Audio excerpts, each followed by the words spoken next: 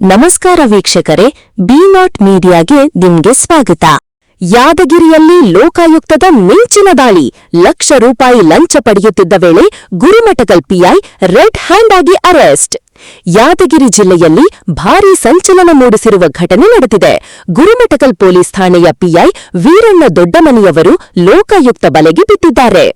ಒಂದು ಕೇಸಿನಿಂದ ಪಾರು ಮಾಡಲು ಹಾಗೂ ಪ್ರತಿ ದೂರಿಗೆ ಚಾರ್ಜ್ ಶೀಟ್ ಸಲ್ಲಿಸುವ ಹೆಸರಿನಲ್ಲಿ ದೂರುದಾರ ಆನಂದ್ ಭಜಂತ್ರಿ ಅವರಿಂದ 1 ಲಕ್ಷ ರೂಪಾಯಿ ಲಂಚಕ್ಕೆ ಬೇಡಿಕೆ ಇಟ್ಟಿದ್ದೆಂದು ಆರೋಪಿಸಲಾಗಿದೆ. ಇದರಿಂದ ಬೇಸತ್ತ ದೂರುದಾರ ಲೋಕಾಯುಕ್ತ ಅಧಿಕಾರಿಗಳಿಗೆ ಮಾಹಿತಿ ನೀಡಿದ್ದಾರೆ. ದೂರಿನ ಆಧಾರದ ಮೇಲೆ ಡಿವೈಎಸ್ಪಿ ಜೆಎಚ್ ಇನಾಂದಾರ್ ನೇತೃತ್ವದ ತಂಡ ಕಾರ್ಯಾಚರಣೆ ನಡೆಸಿತು. ಪಿಐ ವೀರಣ್ಣ ದೊಡ್ಡಮನಿ ತಮ್ಮ ನಿವಾಸದಲ್ಲೇ ಲಂಚದ ಹಣ ಸ್ವೀಕರಿಸುತ್ತಿದ್ದ ವೇಳೆ ಲೋಕಾಯುಕ್ತ ಅಧಿಕಾರಿಗಳು ಮಿಂಚಿನ ದಾಳಿ ನಡೆಸಿ ರೆಡ್ ಹ್ಯಾಂಡ್ ಆಗಿ ಬಂಧಿಸಿದ್ದಾರೆ. ಘಟನೆ ವೇಳೆ ಲಂಚದ ಹಣವನ್ನು ಅಧಿಕಾರಿಗಳು ವಶಪಡಿಸಿಕೊಂಡಿದ್ದು ಆರೋಪಿಯನ್ನು ವಿಚಾರಣೆಗೆ ಒಳಪಡಿಸಿದ್ದಾರೆ.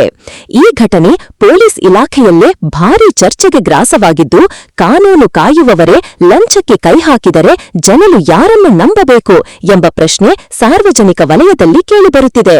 ಇನ್ನು ಪ್ರಕರಣದ ತನಿಖೆಯನ್ನು ಲೋಕಾಯುಕ್ತ ಪೊಲೀಸರು ಮುಂದುವರಿಸಿದ್ದಾರೆ.